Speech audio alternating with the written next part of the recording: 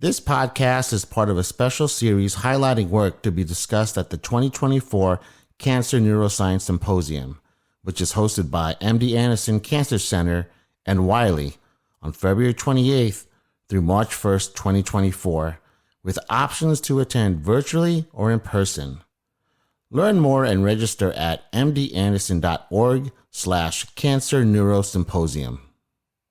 Hey everyone, welcome to Beyond Cancer. Today I'm here with Moran, Brandy, and today we're interviewing Dr. Shawn Hervey-Jumper. We're very excited to have him on.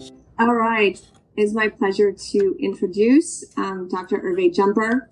He is an associate professor in neurological surgery at the University of California at San Francisco, and he's also affiliated with the neuroscience program itself.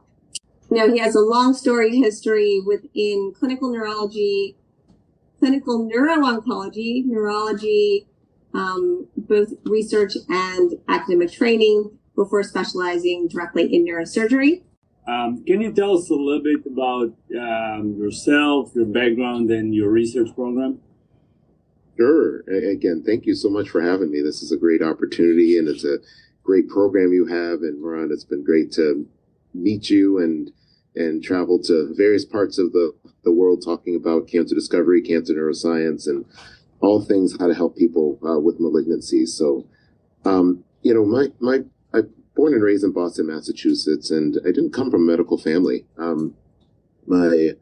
Early on, I was taken care of by my grandparents while my mother was finishing nursing school. And my grandmother was a seamstress, grandfather worked in maintenance, and he developed pancreatic cancer. And that was my first experience with healthcare.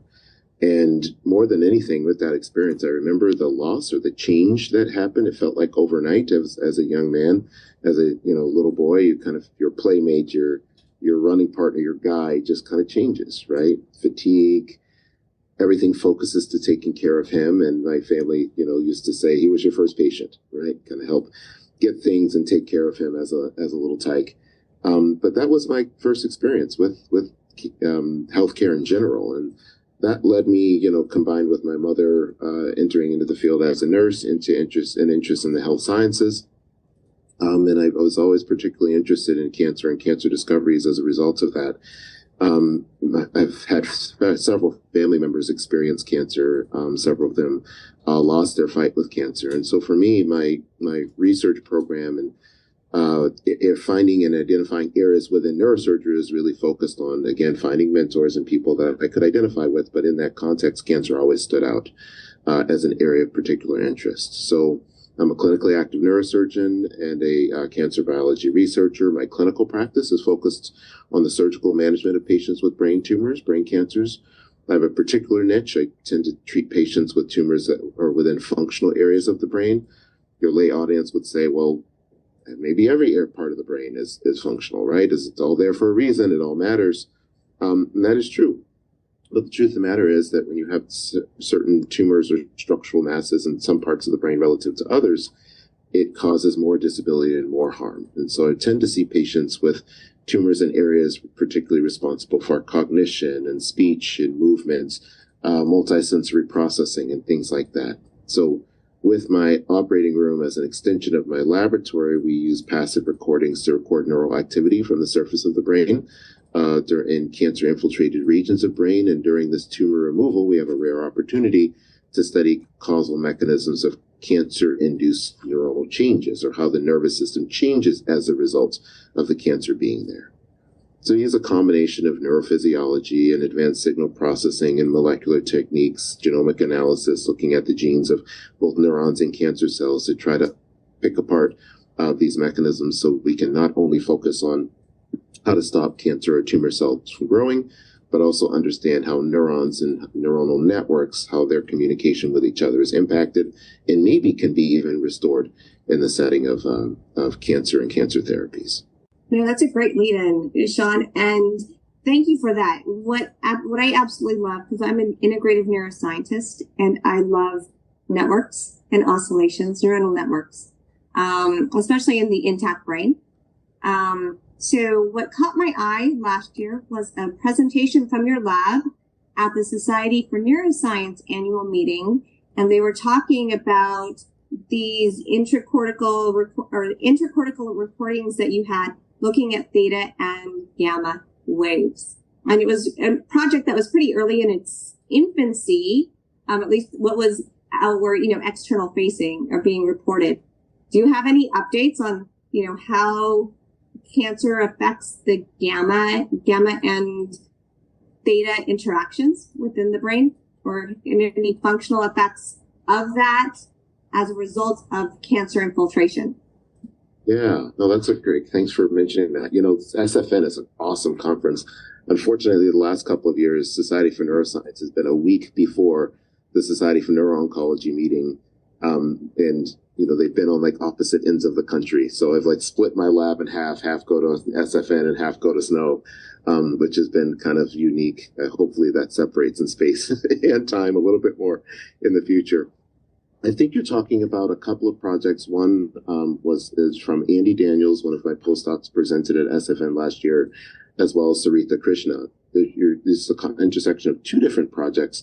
Sarita's project was actually just published in May in the journal Nature, and it's based on this idea that glioma-infiltrated cortex is not disorganized. As a matter of fact, the neuronal activity, neuronal circuits, as measured using high gamma activity. This high gamma activity, as you know, is that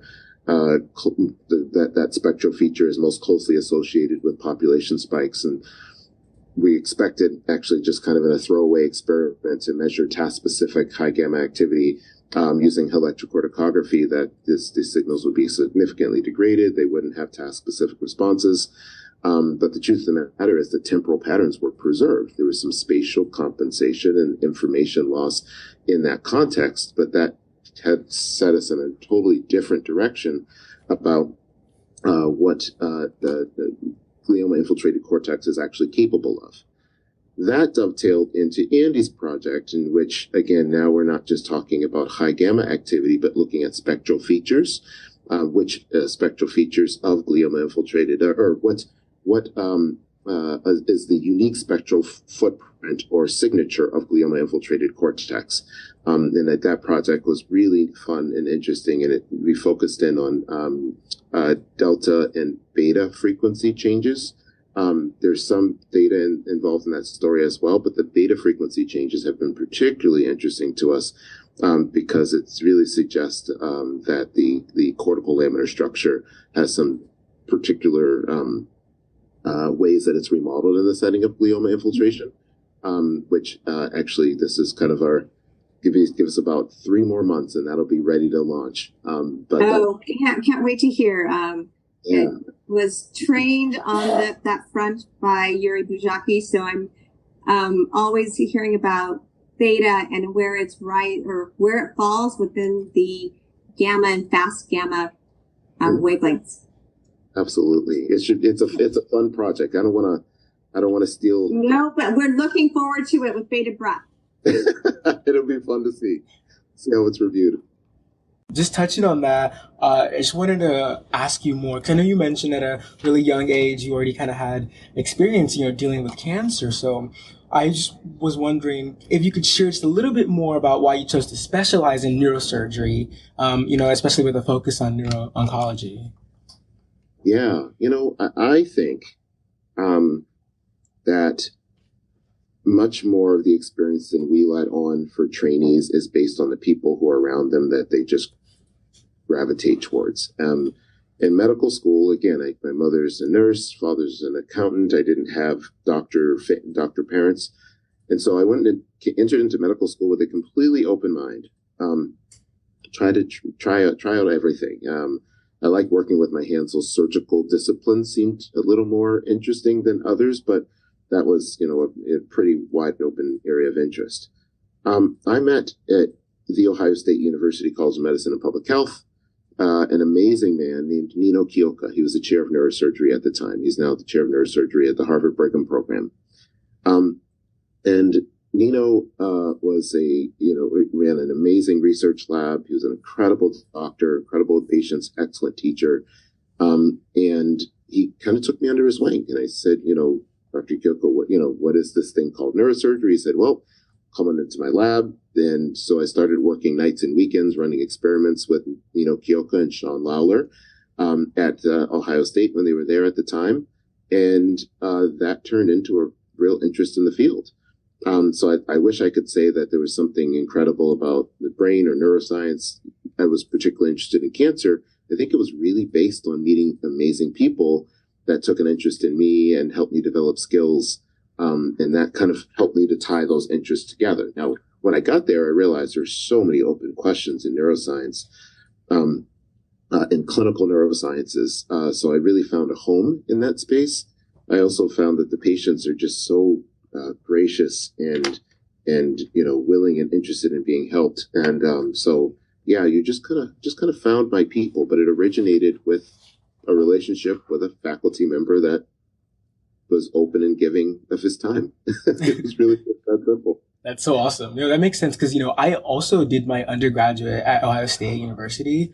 So the people there, the faculty, I did do a couple of like work and research at the Wexner Medical Center. So that's really cool to hear that. So another question I want to ask is just, could you elaborate on kind of like your multidisciplinary approach of the Sherry Sobrato breast and brain cancer survivorship program, and just really how it kind of benefits adult brain and tumor patients? Yeah, no, it's a great question. And this kind of dovetails into some of the concepts that Moran and I have been talking about over the last couple of months, really, which is really about focus. So I entered into medicine because of a clinical interest, right? I also developed a love for basic and translational research. At some point, all of the basic translational work has to become patient-facing, right? That's the goal, right? That's what we want to all do. We want our therapies, we want our science to touch patients' lives.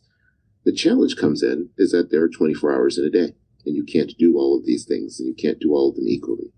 And so it was able to partner with Suzanne Chang, who was for many years, a director of neuro-oncology at the UCSF Brain Cancer or Brain Tumor Program. And we were able to build together this survivorship program, this Sherry Sobrato breast and brain cancer survivorship program. And this was really born out of not just wanting to have patient-facing therapies and treatment strategies, but also a survivorship program. The brain cancer space did not fit neatly with the survivorship programs at the Cancer Center. Right, as you probably know, Cancer Center, for most malignancies, survivorship means that you are cancer-free. You have extended disease-free periods. The challenge is in brain cancer, you're never really disease-free. You can't eradicate the tumor, but certainly not for gliomas. So it can lay dormant for many years and even decades in some cases, but you're not disease-free. So when we'd send our patients to our Cancer Center survivorship programs, they would feel that gap, that disconnect, and the programs weren't so much relevant for them. And so in building our own and working on different aspects of translational research in my lab and wanting to help it to see and touch patients, we were able to put together and recruit specialists in the neurocognitive care discipline. So we have Melissa Bree, Chris Wara-Jamora, and as well as several others in our supportive in our neurocognitive services. We have speech pathology now.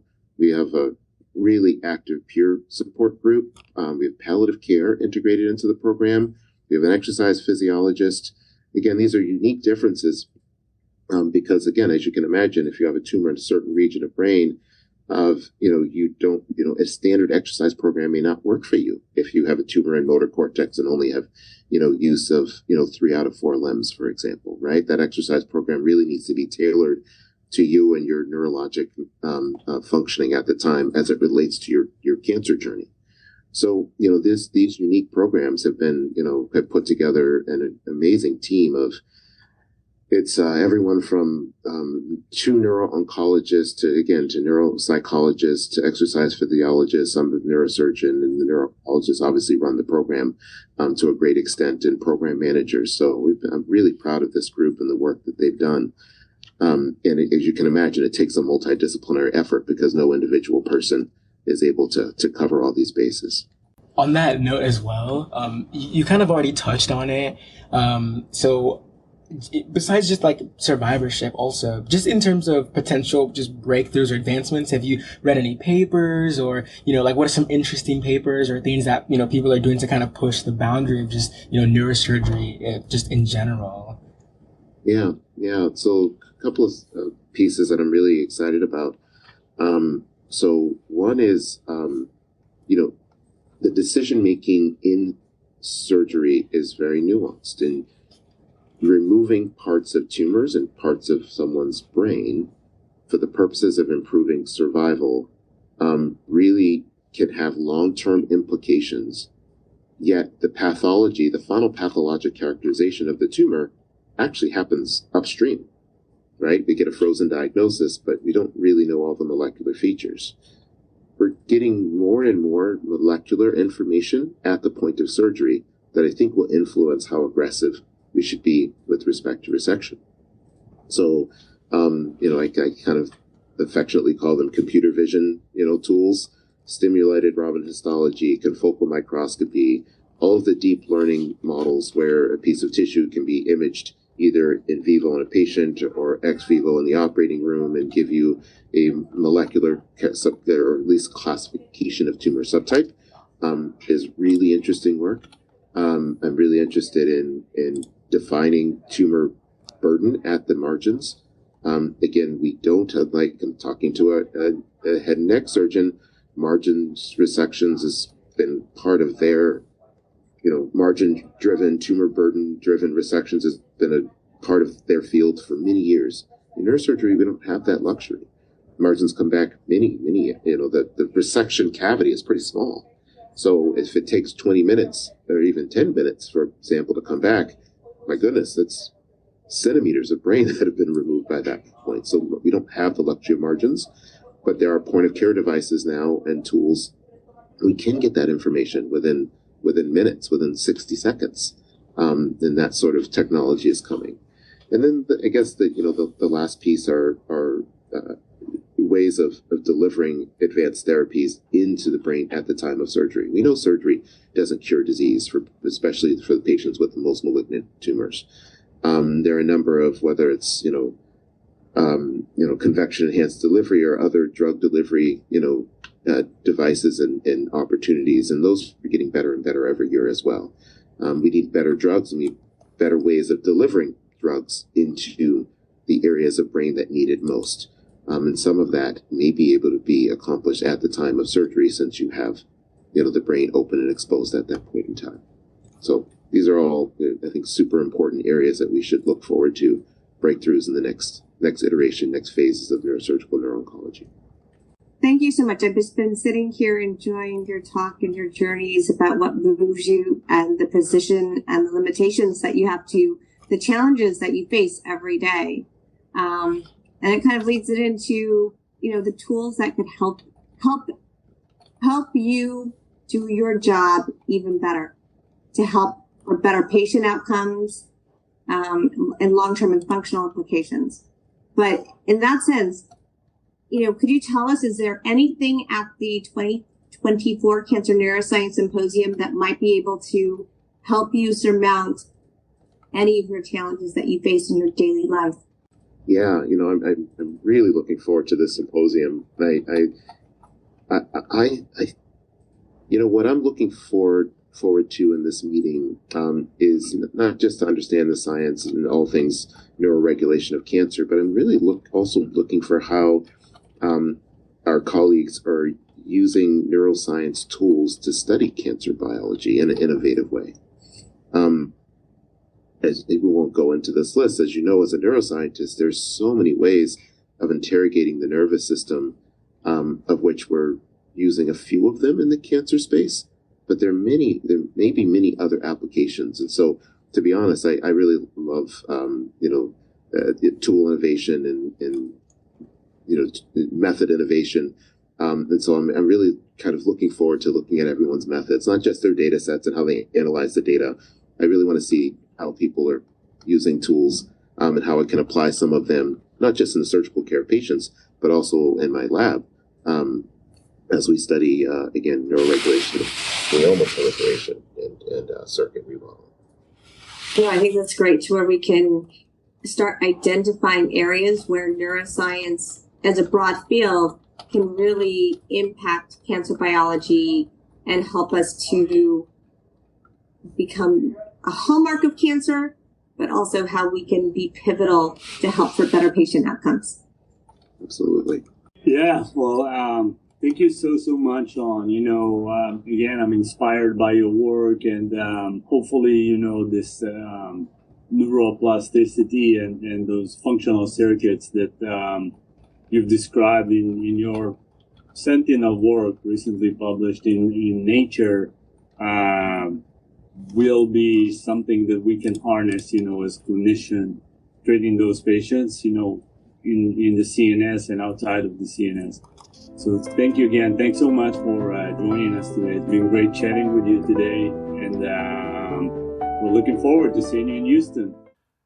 This podcast is part of a special series highlighting work to be discussed at the 2024 Cancer Neuroscience Symposium, which is hosted by MD Anderson Cancer Center and Wiley on February 28th through March 1st, 2024, with options to attend virtually or in person.